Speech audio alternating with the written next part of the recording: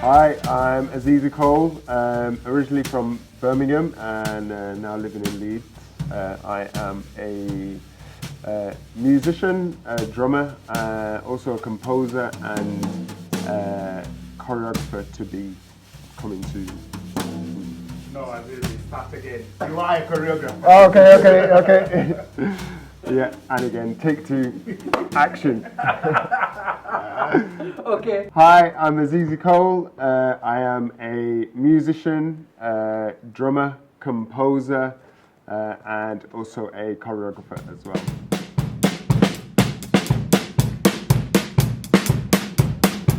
Hi, my name is Nii Kwartey Owoo. I originally come from Ghana and I've recently moved into the UK.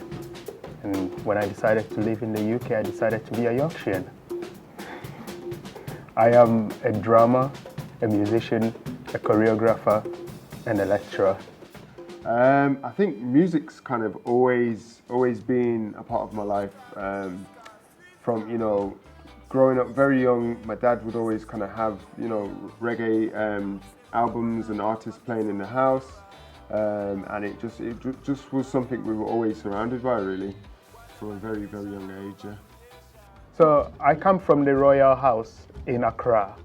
So my name Nii is not a first name, it's a royal title given to people from the royal family.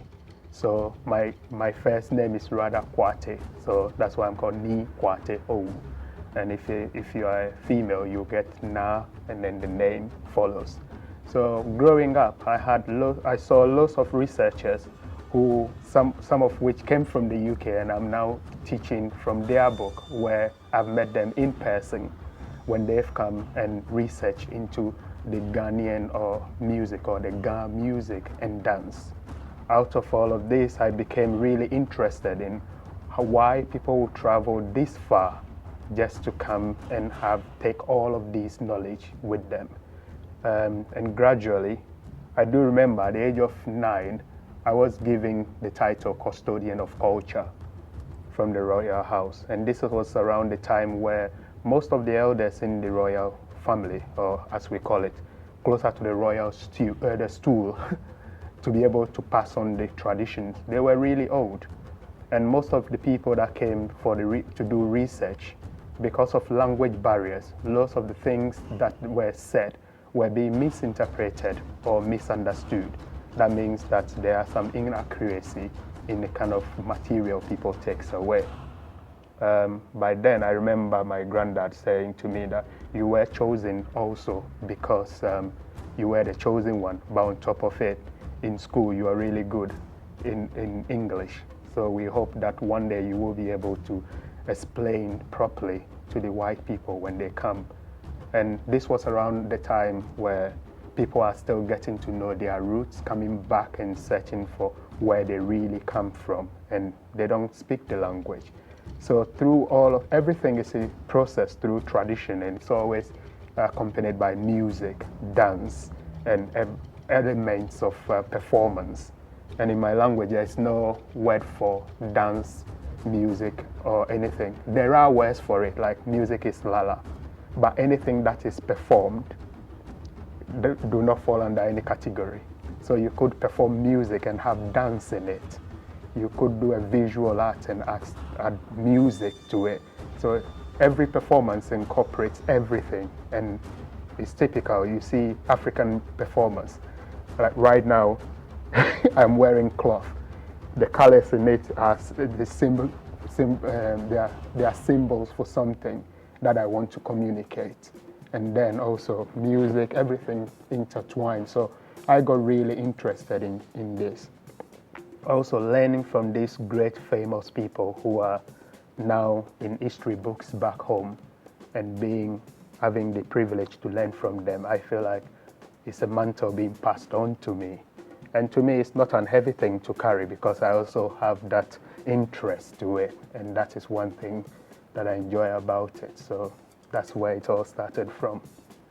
Because I'd played kind of djembes and congas in the past, and then I think growing up in a Western country, you kind of are influenced by more of what you hear on a day-to-day basis. So yeah, I think I naturally kind of shifted and progressed to the drum kit rather than sort of hand percussion. I think it was more just the kind of the study of the instrument, especially the drum kit. Nice one. Yeah. Nice one, Azizi. Got some vibes in there. Yeah. All right. You just missed it. Can you hear it? I'm going home. I think we're going home now. Yeah, I'm finished. We're all creative. We all grew up kind of dancing and being involved in the arts from very young. And so my older brother is a dancer, and he has a professional company. And then my younger brother plays the saxophone. So yeah, we're all very like arts based, which is nice. There was a funeral we're keeping at home, and it was during the school break. So we were able to stay late. And also being a custodian and understudying the elders means I have to be there to see the cultures and everything. And in the middle of the night, they were dancing and singing. And it was as if everyone else were not themselves anymore. Everyone glowed. And by then we had these paraffin lanterns. That was the only light. And some firewood there. And they all glow, and they sang so beautifully that I started crying like something. And it was all, and I still didn't understand it. The next day, no one comes to explain it to you. It's something that people feel in the moment. And I wanted to feel that. And so, yeah, when they started playing the drums and everything, I got involved. And because of my role, when I get involved into something, I have to be guided through it. So I got that, and I can remember my first performance. I was 4, and I was playing for the 6-year-old's graduation. And I felt really important. I felt that I had a voice. I felt that the movement that I'm seeing, they are communicating with me. The dance is also accompanying it, and the music is accompanying it. So for me, it's a whole sense of purpose, and also a mantle to take on. Yeah. Yeah? Yeah. That's it. Let's try it now. Yeah. 5, 6, 7, go.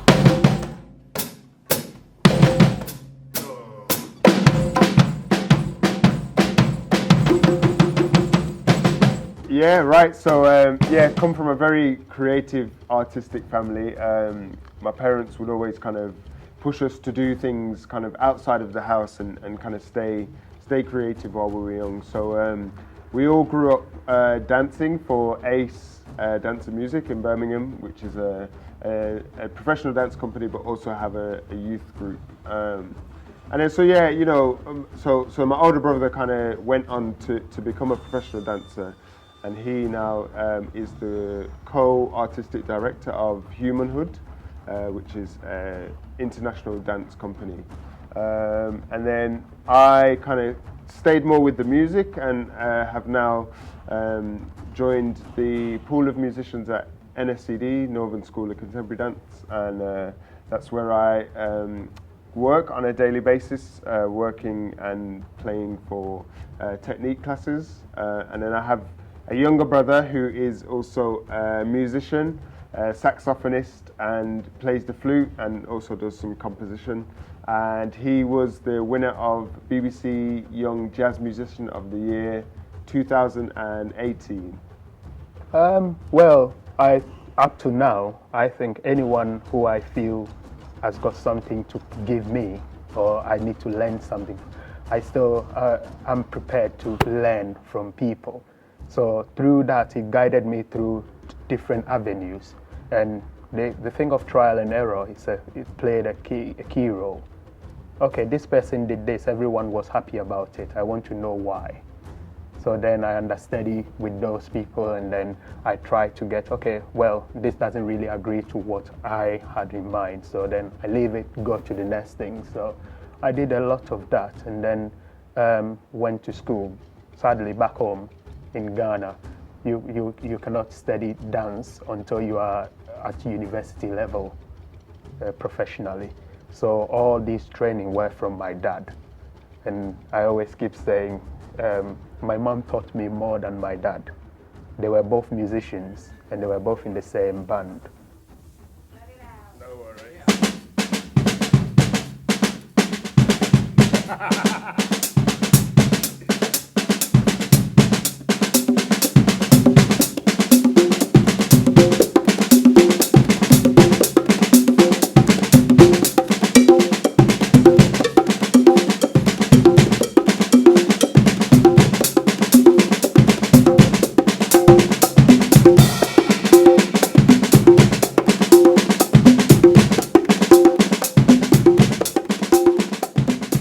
I started quite young when I was 12 years old, and you know I had lessons through school and then externally outside of school as well. But I think ultimately it was just kind of, you know, the progression and the development. You know, it wasn't very quick. You know, I learned kind of gradually, slowly. But I think, you know, it's the small wins that really kind of make you continue to do what you do, and then, you know, from, you know, just learning in a practice room and practicing on your own, maybe, you know, you start to get invited to play with other musicians.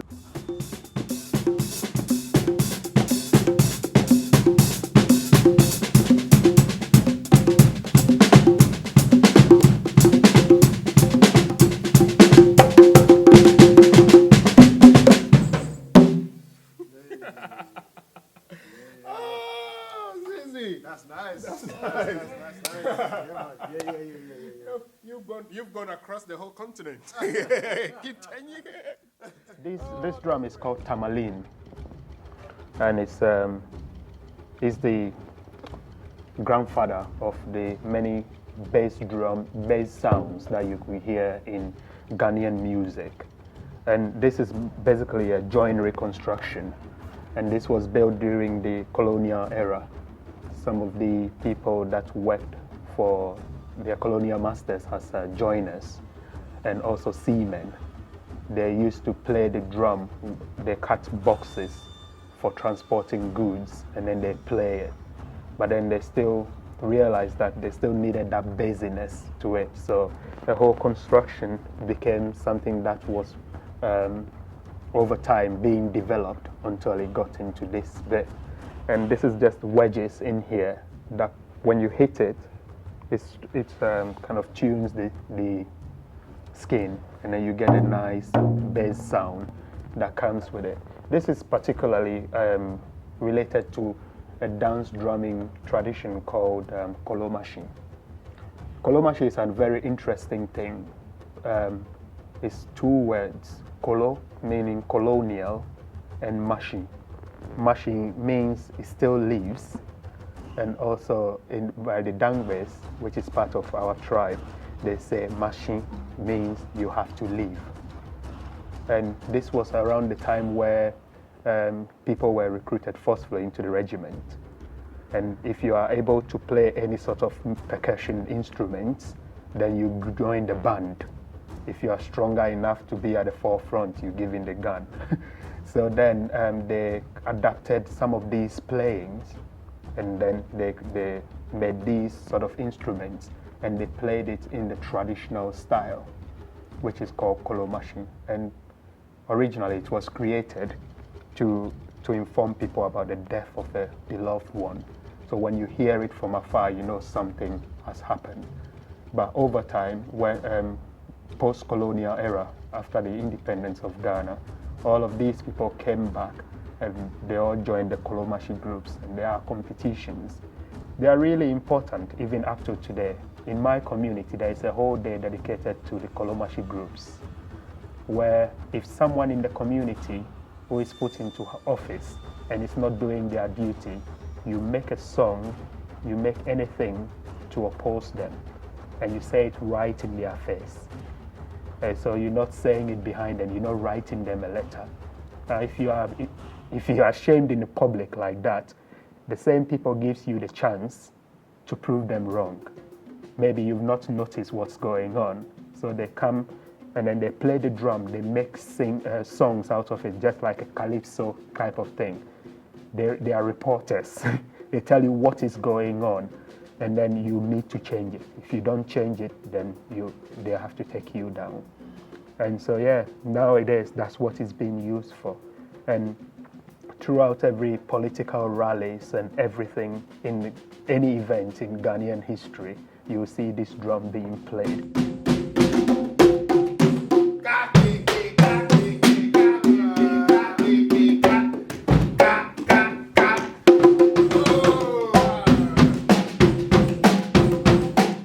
That's where it starts to get really exciting, because then, you know, I think a lot of art is about collaboration, and from what I'm kind of, you know, have experienced in my past and on my journey is that, you know, it's really important that we continue to collaborate and connect with other artists and kind of share our skills and, you know, grow as a community rather than in isolation. So that's been my biggest motivator, I think, is that, you know, it's the opportunity to play with others and really kind of contribute to a larger sound rather than it just being something that's personal to me.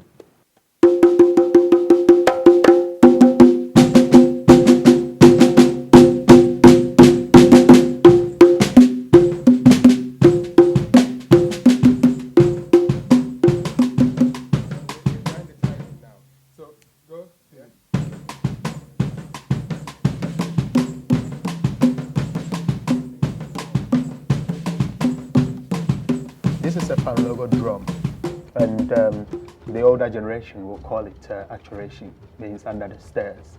Every house in Accra, where I grew up from, has got stairs in it, and it will tell you the history of that house, where it was previously owned by the colonial masters, and always the stairs lead into the big room where slaves would have been auctioned, or the feast room for guests or anything.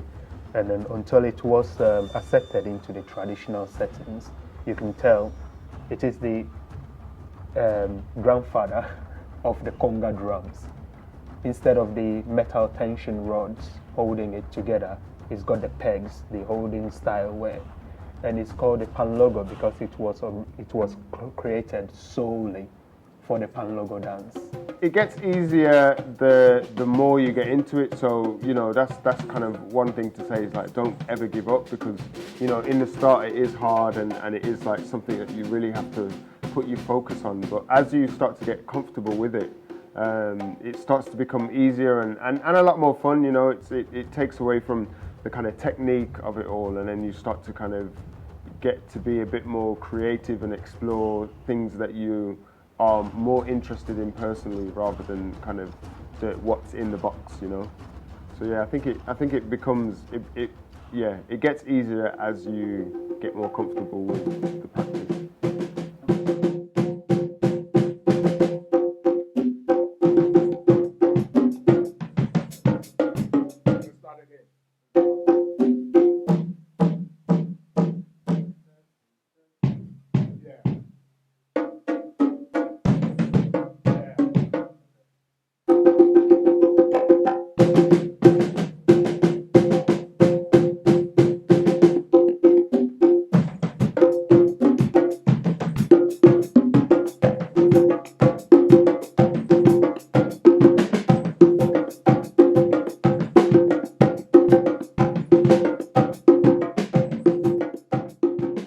So coming from a dance background and then transitioning into music and then now working within the two fields quite closely, the next stage of my career is starting to choreograph works for myself, which look at combining music and movement together. So rather than having, you know, the music being a separate part of the performance of dance, how do we use the body as an instrument and have that create the sound and the choreography of the dance all encompassed into one? This is the bell. Everything about the African arts traditionally has got to have some symbolism to the people where it belongs to. So this is an abstract art, so it can also be looked at as a sculpture piece. It is a lady wearing a long skirt, and that's the eye, the head of the lady, and carrying a baby behind her. So that's what the bell is about. When people, when NGOs started working in Africa and they said women didn't have a place in African history, most of the time it's inaccurate. In some cases it might be true, but when you go down the traditional roots, you might find out that our symbolism speaks about some of these little things where contradicts some of the things that we know. This is the master drama of all Ghanaian music and dance. In most cases, all over Africa. It keeps the timeline, just like the same way a conductor conducts the orchestra. When I was growing up, my dad said to me, "Do you know why the bell player never stands in front?" And it's always, and then he would sing out a song. He would go like this: "Kwartey, do you know why the bell player does not stand in front?" And he would go, he would stop and say, "Ameba juwe koi, blofo me juloemba. Ameba juwe koi, ejuloi." And the song is a sad one because it says, "They've come to steal from us again. The white thieves are here." And then the response is, "Yes, they are back again." And the next version is Juloi Amiyelwe. It means they're very greedy people. They've taken our people away, they've taken our gold and minerals away, and these little ones too, they are after it. And what are the little ones? It's the art forms that are left, the traditions that they don't understand, that happens in places where they don't get to go. And so they said, because this is our timeline, and this is the overall master drummer. When you see a master drummer playing everything, they are just accompanying him. He keeps the time. And my dad said to me that we hide him behind the drummers so that the white people don't get to steal him. Because when he's gone, our timing is gone, our timeline is gone, our music is gone. And that's why always the bell player stands behind the drum line. And I find it really interesting. And also in modern day, when you look at everything that is going on, misrepresentation and all kind of things, it's really interesting that little traditions like this back then kind of still is relevant in today's history.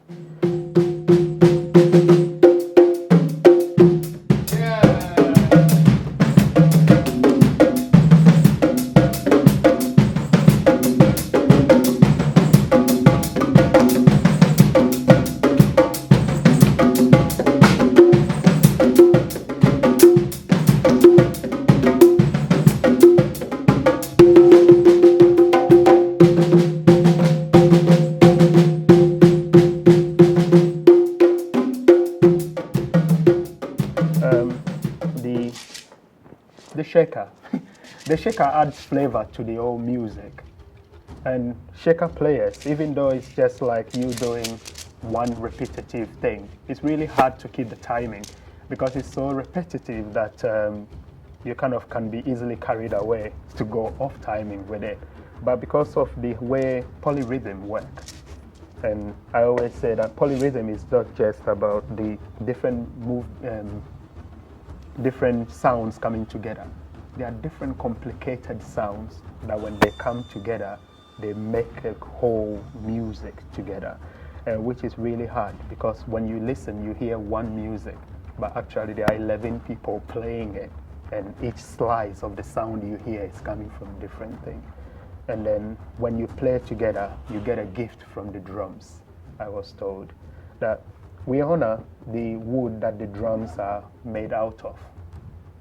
Before you cut up, when I was growing up, before you cut down a tree to make a drum, you need to have planted 3 more trees. Those 3 trees would have been to a certain height before you can cut another one down. So when you cut it down, you have to thank Mother Earth.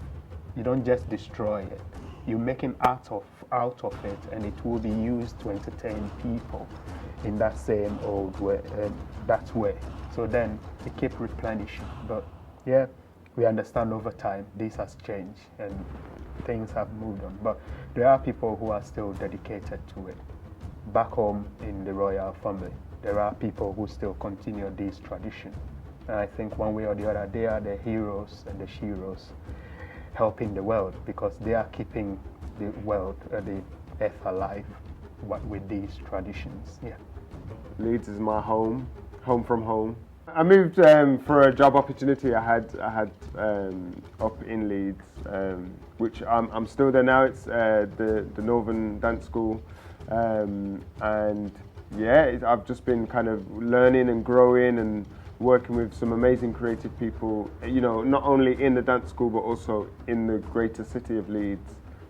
Places like RJC, independent artists that are kind of musicians, dancers as well. So yeah, I think it's a great city to be. You know, it's nice to be in the north, and I think it's home for a few more years at least.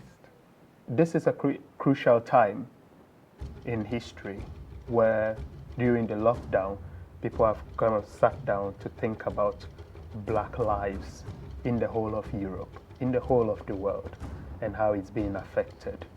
Some of these histories, because of colonial mentalities and also knowing what has happened in the past, preventing it from happening again, previously would have been kept aside or kept secured by a group of people, like in the royal house. If you don't go there to listen or to hear about it, you don't hear it.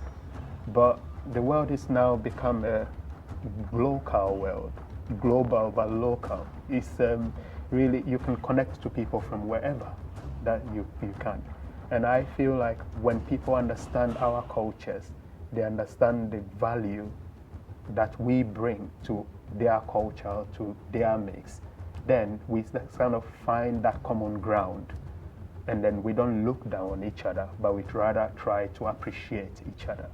If I share my culture with you, it might remind you of something in your culture that gives you some sort of similarities. That similarities is where we come together, that draws us closer a bit. So I go into schools and teach traditional dances. In some way, before I even create any contemporary work, all of my elements, all of my materials are based on traditional dances, and then building on from there. In that way, I am carrying the tradition forward, because it's a tradition, it's my identity. Me as an artist, I also have my own voice and my own practice, and I would like to merge both of them so that it all supports my work and also my role that I carry forward. Yeah, I think we kind of see the world through a different lens. You know, it's definitely kind of, you know, being creative. You're kind of wired a little bit differently, I'd like to think, and so I think it's you know, there's everything in my day is, you know, kind of seen through my lens in, you know, with some artistic capacity. You know, whether it's, you know, how many steps I'd take to get to the shop, or, you know, how I'm counting my change, or, you know, how I'm getting ready, brushing my teeth. You know, there's all these kind of, especially being a musician and being a drummer, I think, you know, they say maths and music are very interlinked, and maths is everywhere, so I guess I'm seeing the music in everywhere as well. But yeah, definitely being a creative, your mind is kind of wired a little bit differently, I'd say. At the minute, I'm teaching on a BA course, the only BA course in the whole of Europe that put African Caribbean dance styles on the same level as other dance styles course. So in that way, we are also putting our art form into academia, people researching into it and really understanding and analyzing it critically to see where it fits into our 21st century. Now, how much we have contributed to other dance forms that are held higher than ours. But when you come to the roots of it, we've developed it up to a point. And I'm really proud when I say we, because one way or the other, many people feel the same way, and not everyone will have that same artistic voice to freely voice it out in this way, in this manner. When we are into academia, then it means people could read about it. It's not just oral tradition anymore. Now with technology, we can document everything, and then the next generation will not look through the same lens as this and the past generation has done. So then we just hope that it's all kind of going back to an apex where everything else, we hope for the best. That's it, yes.